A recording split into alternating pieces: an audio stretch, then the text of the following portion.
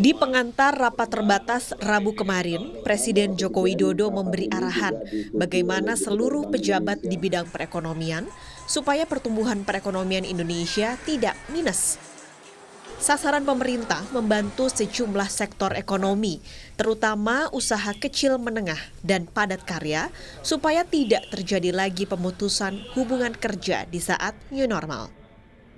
Subsidi bunga untuk UMKM, penempatan dana untuk bank-bank yang terdampak restrukturisasi, kemudian penjaminan kredit modal kerja, kemudian PMN untuk BUMN, dan investasi pemerintah untuk modal kerja.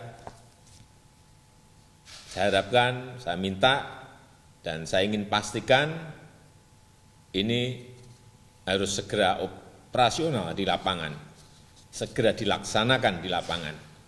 Yang kedua, program pemulihan ekonomi nasional memberikan manfaat nyata pada pelaku usaha, utamanya sektor industri padat karya, agar mereka tetap mampu beroperasi.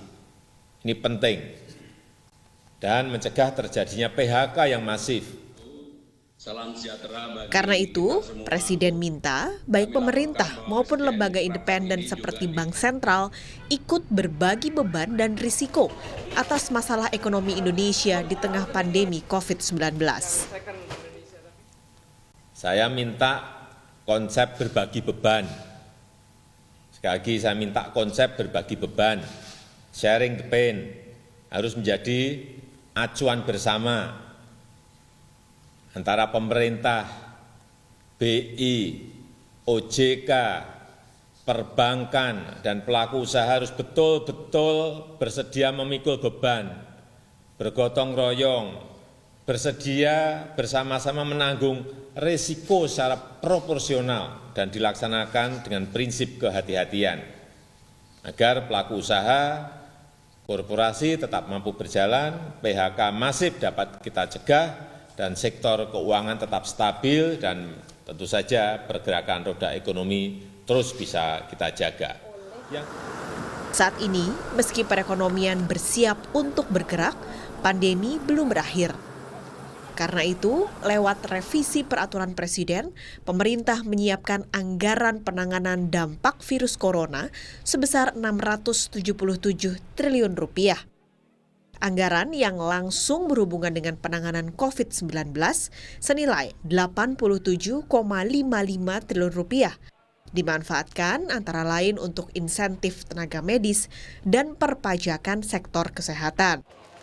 Selain itu, anggaran juga dipakai untuk santunan kematian, bantuan jaminan kesehatan nasional, dan pembiayaan gugus tugas.